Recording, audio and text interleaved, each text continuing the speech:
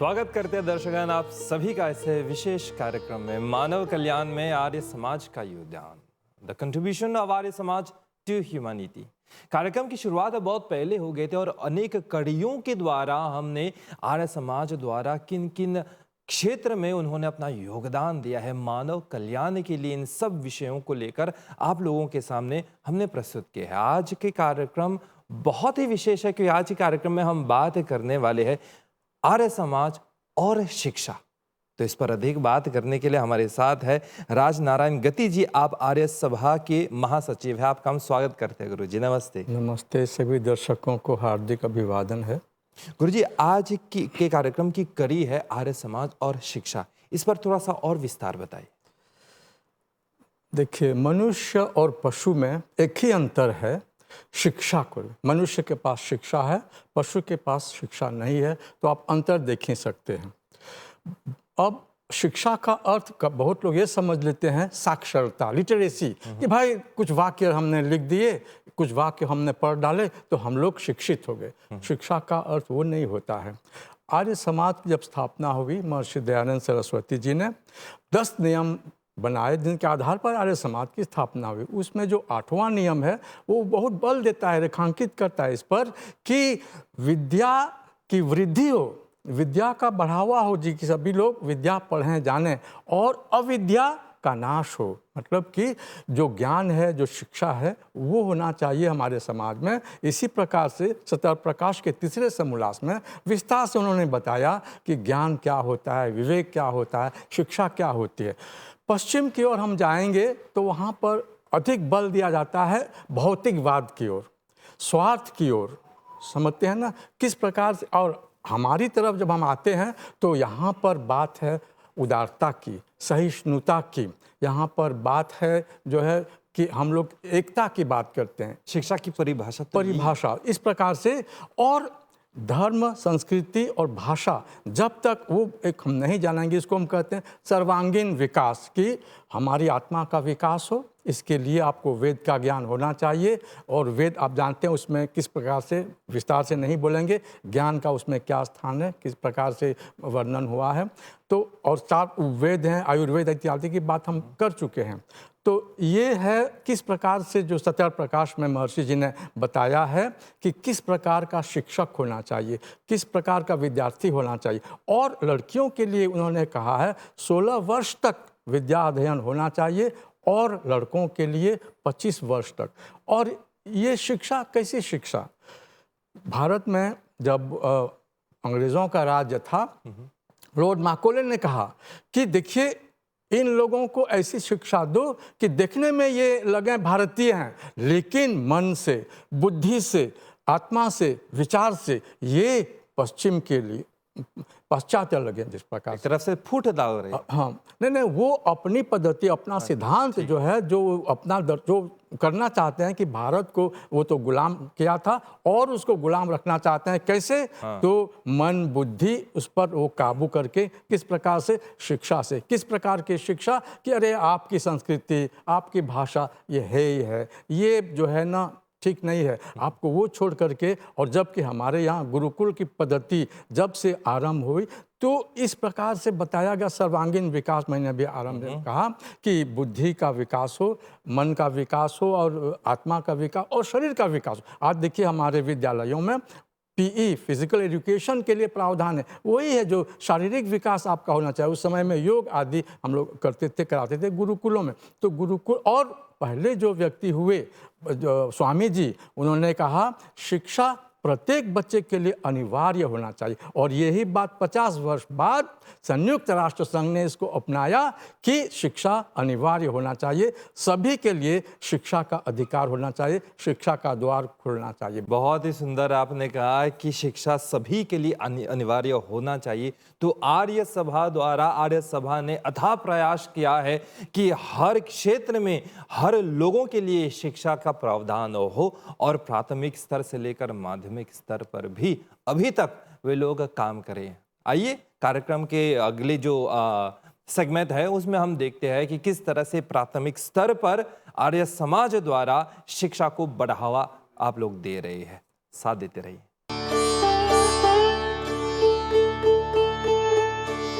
बार फिर से आपका हम स्वागत करते हैं। आप देख रहे हैं मानव कल्याण में आर्य समाज का योगदान। बात करें हम शिक्षा के बारे में, विद्या के बारे में। शास्त्रों में उल्लेख है कि विद्या ददाति विनयम विनयात याति पात्रताम पात्रत्वात् धनमाप्नोति धनात् धर्मम तथा सुखम। अर्थात विद्या विनय देती है और विनय से पात्रता आती है और पात्रता से धन, धन से धर्म और धर्म से सुख की प्राप्ति होती है।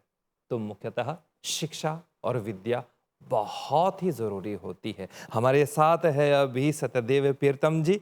आप आर्य सभा के अधिकारी हैं, आप एक साहित्यकार है, एक इतिहासकार है। थोड़ा सा हम जानना चाहेंगे शुरुआती दौर पर किस तरह से आर्य समाज ने शिक्षा को बढ़ावा दिया है और किस तरह से प्राथमिक स्तर पर भी उन्होंने काम किया है। जी, बहुत अच्छा प्रश्न है। आरंभ से नहीं कहा मॉरिशस में आरंभ से या आर्य समाज के आरंभ से जनरल कार्यक्रम हमारा चल गया है। किस तरह से शुरुआती दौर में आर्य समाज की स्थापना हुई है मॉरिशस में। स्वामी दयानंद ने आर्य समाज की स्थापना की भारतवर्ष में आज से बहुत दिन पहले 1875 में 1875 में। और जहाँ भी स्वामी जी समाज की स्थापना करते थे पहली बात बोलते थे कि स्कूल खोलना चाहिए। बहुत ही बल देते थे क्योंकि उनको मालूम था कि विद्या के बिना मनुष्य केवल देखने में मनुष्य है और बिना सींग और बिना पूंछ के जानवर समान है। हमारा बिहेवियर, हमारा जैसे अभी कहा विनय विद्या ददाति विनय, अगर विद्या नहीं होगी तो आदमी इंसान नहीं कहलाएगा। विद्या ही से इंसान कहलाता है। वेद में एक मंत्र आता है, उसका एक टुकड़ा है मनुर्भव, कि मनुष्य बन। तो कैसे मनुष्य बनेंगे? खाने पीने से मनुष्य नहीं बनेंगे। खाना पीना तो चाहिए शरीर की रक्षा के लिए। खाना पीना तो जानवर भी करता है। जानवर भी करता है, कीड़े मकोड़े भी खाते हैं, केवल जानवर नहीं। तो शिक्षा जो है मनुष्य को 84 लाख योनियों में सर्वश्रेष्ठ कर देता है। 84 लाख 8,400,000 तरह की जीव है, जल में, थल में और नभ में, और उसमें मनुष्य। तो आज हम अगर आज्ञा हो तो हम कहेंगे प्री प्राइमरी, जिसको हम पूर्व प्राथमिक बोलते हैं। आज दुनिया भर में पूर्व प्राथमिक पद्धति है। मतलब बच्चे 5 साल की उम्र के आते आते 3-3.5 साल के बाद प्री प्राइमरी में प्रवेश कराते हैं माता पिता। हमारे यहाँ भी 2 पाठशालाएँ हैं, फर्स्ट क्लास पाठशालाएँ हैं। एक तो आपने सुना होगा आर्यन वैदिक वाकवा, जो म्यूनिसिपैलिटी नगर पालिका के बाजू में है। गत कार्यक्रम में हमने उनके बारे में बताया और दिखाया भी। हाँ, वो तो जितना उसके बारे में कहेंगे उतना थोड़ा होगा। और उसकी जो डिमांड है, बड़े बड़े लोग, बड़े बोलने का मतलब है इंजीनियर, बैरिस्टर, डॉक्टर, मिनिस्टर, वे आते हैं हमारे यहाँ कि प्रीतम जी एक जगह दे दो, क्योंकि हम आउटसाइड कैचमेंट एरिया है। हाई डिमांड स्कूल, जो जिस स्कूल की बहुत मांग होती है, जैसे आर्यन वैदिक, बेचू माधु वगैरह बहुत है। मैं उनके बारे में नहीं बोल रहा हूँ, अपने बारे में।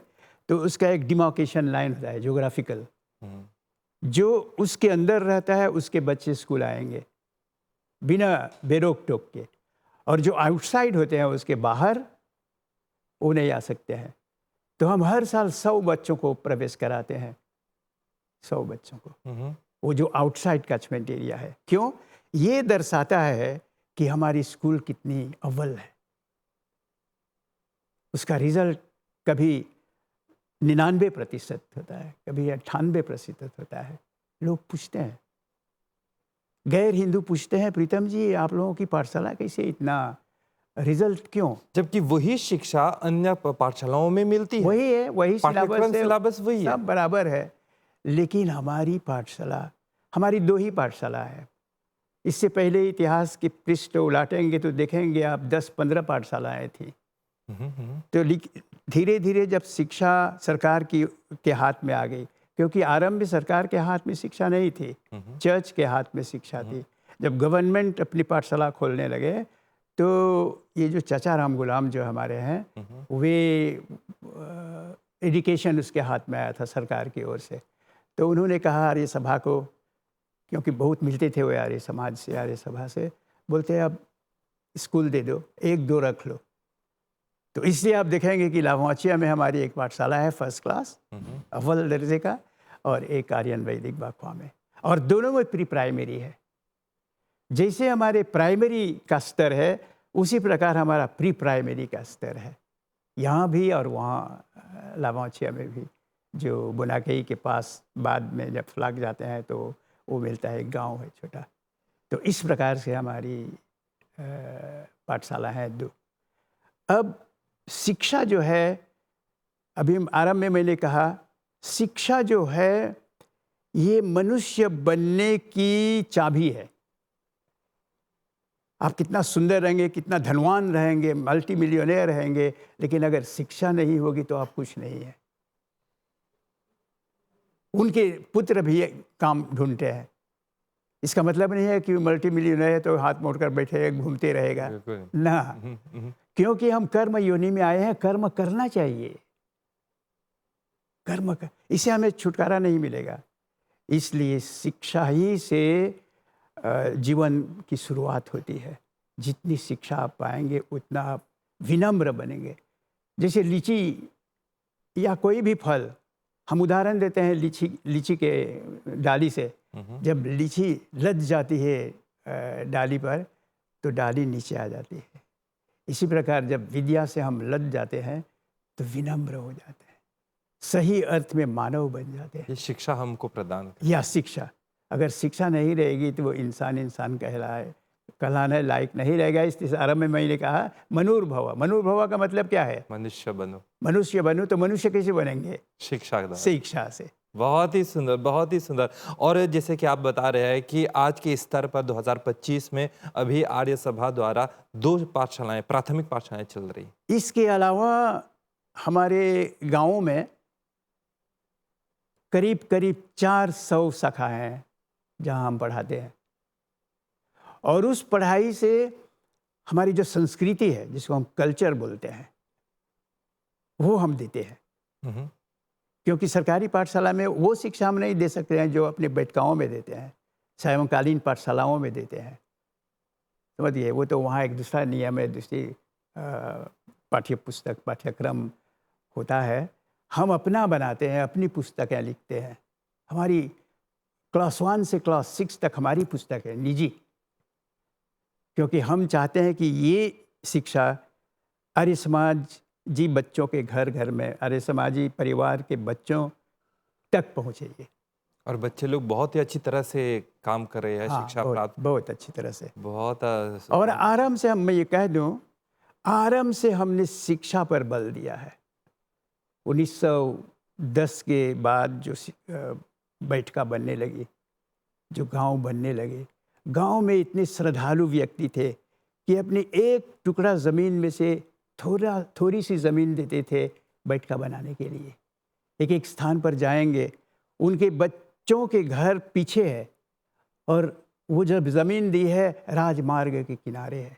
और आज कई गांवों में सभाएं चलती है, सभा की शाखाएं चलती है, बैठकाएं। ये बैठका ने बहुत बड़ी भारी भूमिका निभाई है। अगर मॉरिशस को स्वतंत्र करने में अगर बोलेंगे कोई पॉलिटिकल पार्टी थी, तो उससे अधिक कंट्रीब्यूशन आर्य समाज की है। ये हमारे राष्ट्रपिता मानते थे। बहुत ही सुंदर गुरुजी, बहुत ही सुंदर से आपने समझा किस तरह से प्राथमिक स्तर पर आर्य समाज द्वारा अपना योगदान दे रहा है शिक्षा के क्षेत्र में। तो आप लोग साथ देते रहिए। आज की कड़ी को हम आगे बढ़ाने वाले हैं, और माध्यमिक और धार्मिक स्तर पर किस तरह से आर्य समाज द्वारा शिक्षा को बल दिया जा रहा है, शिक्षा को और आगे लेके जा रहे हैं यह आर्य समाज। तो साथ देते रहिए, हम मिलते हैं इस सेगमेंट के बाद।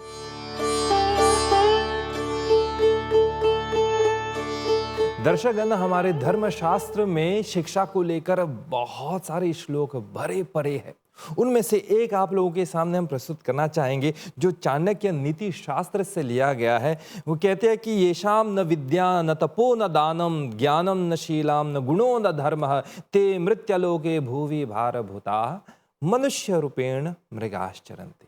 अर्थात कि जिसके पास विद्या न हो, तप न हो, ज्ञान न हो, शील न हो, गुण न हो और धर्म न हो, वे मनुष्य नहीं बल्कि इस धरती पर मृग की तरह, जानवर की तरह विचर रहे हैं। अगर उनके पास ये सब नहीं है, जिनमें से एक है विद्या अर्थात शिक्षा। हम बात करें शिक्षा, जो बहुत ही जरूरी है और आर्य समाज द्वारा शिक्षा को बहुत ही बल दिया गया है, प्राथमिक स्तर से लेकर माध्यमिक स्तर तक और धार्मिक क्षेत्र में भी। हमारे साथ है अभी डॉक्टर उदय नारायण गंगू जी, आप आर्य नेता है। गुरु जी, आपका हम स्वागत करते हैं। धन्यवाद धन्यवाद। तो अभी गुरु जी सत्यदेव प्रीतम जी से प्राथमिक स्तर के बारे में हमने बात कर ली है, ज्ञान प्राप्त हो चुका है। थोड़ा सा आप बताइए कि माध्यमिक और धार्मिक क्षेत्र में किस तरह से आर्य सभा द्वारा आर्य सभा शिक्षा को बढ़ावा दे रहे हैं। यहाँ आर्य सभा माध्यमिक के साथ साथ तृतीयक शिक्षा पर भी ध्यान देती है। माध्यमिक शिक्षा के लिए हमारे पास 3 महाविद्यालय हैं, जिसको हम कॉलेज कहते हैं, और डीएवी कॉलेज। ये डीएवी कॉलेज की स्थापना भारत में 1886 में हुई थी और महर्षि दयानंद का देहांत 3 साल पहले हो चुका था, तो उनकी स्मृति में इस कॉलेज की स्थापना हुई और कॉलेज के कुछ नियम निर्धारित किए गए। हम तो मान कर चलते हैं कि शिक्षा से मनुष्य का सर्वांगीण विकास होता है, हर प्रकार का विकास शिक्षा के माध्यम से हो जाता है।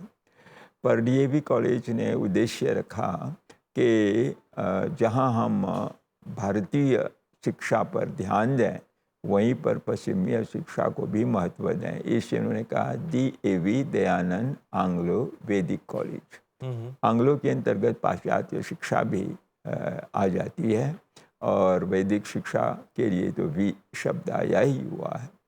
अब इससे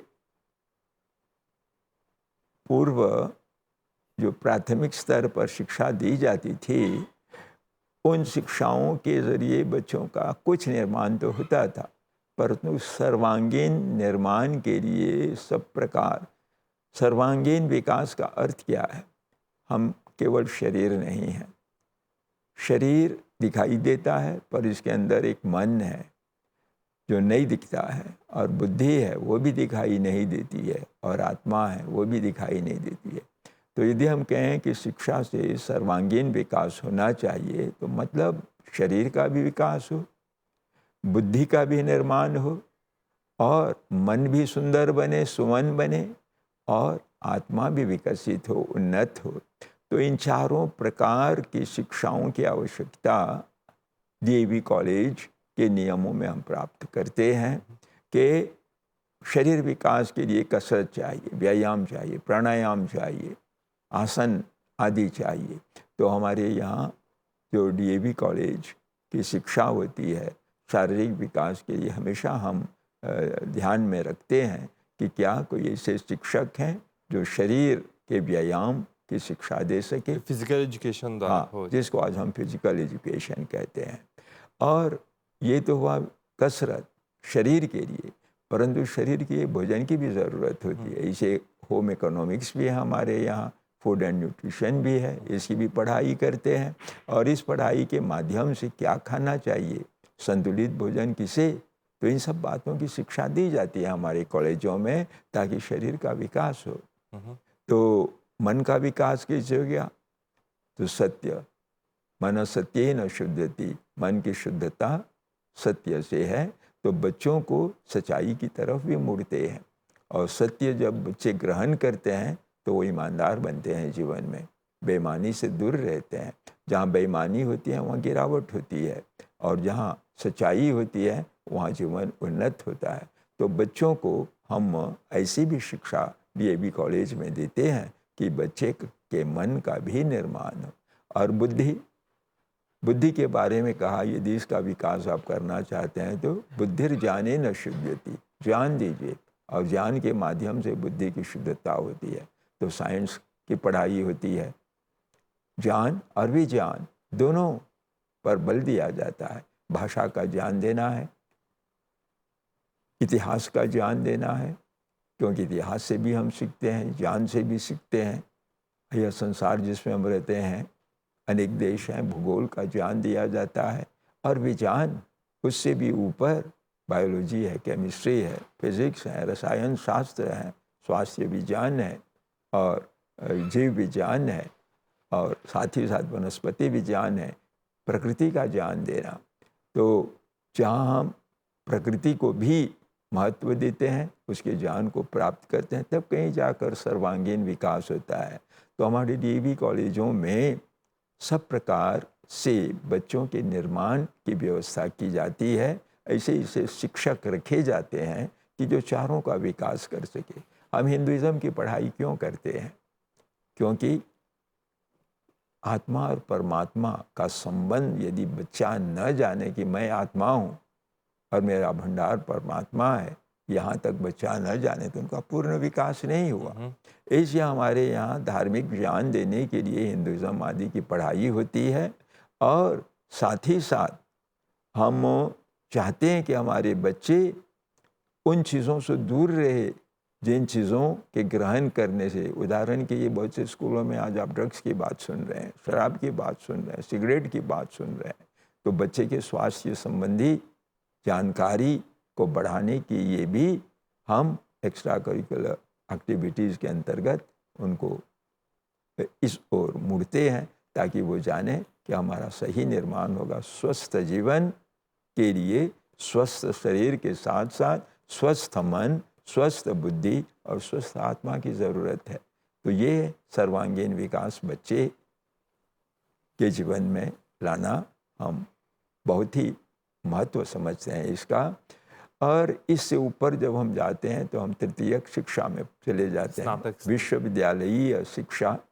आर्य सभा ने कुरुक्षेत्र विश्वविद्यालय से बीए, एमए, पीएचडी आदि वर्षों तक इस प्रकार की पढ़ाई की और सैकड़ों विद्यार्थियों को तैयार किया। जिस तरह दूध पीते बच्चे को हम दूध पिलाते हैं, लेकिन जब शरीर बड़ा हो जाता है, जवान हो जाता है, तो दूध से काम नहीं चलता है। हमें उनको गरिष्ठ भोजन देना पड़ता है, पराठे, दाल भात सब कुछ खिलाना पड़ता है ताकि वो पुष्ट हो। तो तृतीयक शिक्षा में ज्ञान का विस्तार किया जाता है।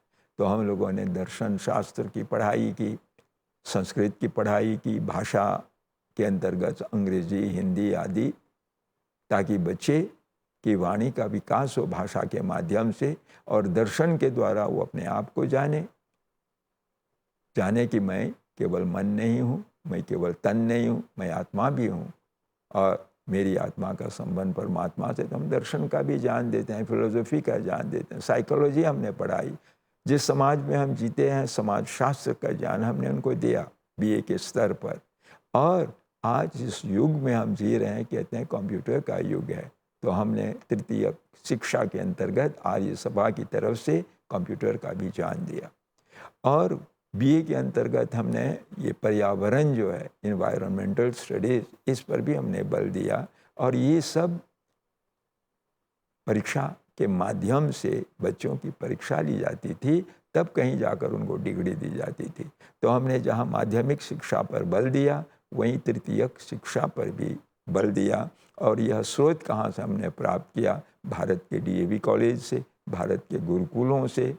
तो भारत में जिस तरह गुरुकुल और डीएवी कॉलेज सैकड़ों की संख्या में पाए जाते हैं, और उनके द्वारा मानव का निर्माण किया जाता है, बच्चों का निर्माण किया जाता है, उसी तरह हमने भी इस देश में अपने डीएवी कॉलेज के माध्यम से अच्छे अच्छे लोगों को पढ़ाया। आप जानते हैं हमारा पहला गुरुकुल खुला था 1962 में और नोवेल दे कुवैत में, परंतु 2.5 साल के बाद वो गुरुकुल बंद हो गया, और उन्हीं के स्थान पर हमने डीएवी कॉलेज पोर्ट लुइस का निर्माण किया। और डीएवी कॉलेज पोर्ट लुइस 1965 से लेकर आज, उधर दूसरी शताब्दी जो बीत गई, 65 में कॉलेज शुरू हुआ तो 35 साल उधर पढ़ाया, और इस शताब्दी में 25 साल हम पढ़ा चुके। तो 60 साल 60 साल में तो आदमी अवकाश प्राप्त कर लेता है। तो आप सोच सकते हैं 60 साल की पढ़ाई के अंतर्गत हमने कितने लोगों की तैयारी की है। इस देश का जो निर्माण हुआ है, बहुत से लोग मान कर चलते हैं कि शिक्षा के माध्यम से ही तो इसका निर्माण हुआ है। तो यदि शिक्षा माध्यमिक नहीं दी जाती और साथ ही साथ अपनी योग्यता और क्षमता के अनुसार आर्य सभा ने जो तृतीयक शिक्षा सामने रखी, उन सब के द्वारा युवकों और युवतियों का निर्माण किया गया। तो बहुत ही महत्वपूर्ण योगदान शिक्षा के क्षेत्र में आर्य सभा का रहा है। बहुत ही सुंदर और बहुत ही धन्यवाद गुरुजी सभी विचारों के लिए और सभी बातों के लिए। बहुत आपको भी धन्यवाद और हमारे सुनने वालों को भी मैं विशेष रूप से धन्यवाद करता हूँ। तो प्यारे दर्शक, आप लोगों ने अपना पूरा साथ हमको दिया है। हमने देखा किस तरह से आर्य समाज द्वारा मानव के कल्याण के लिए वे लोग कार्यरत है। अनेक जीवन के अनेक पहलुओं को लेकर, चाहे शिक्षा हो या फिर नारी के उत्थान के लिए हो या फिर धार्मिक के लिए हो, अनेक पहलुओं को लेकर वे लोग अपना योगदान दे रहे हैं। तो आप लोग हमारी प्रतीक्षा जरूर कीजिएगा। अगली कड़ी में हम आर्य सभा द्वारा और किन विषयों को लेकर वे लोग किन क्षेत्र में काम कर रहे हैं, इस पर जरूर बल देंगे। साथ देते रहिए। तब तक हमारी ओर से नमस्ते।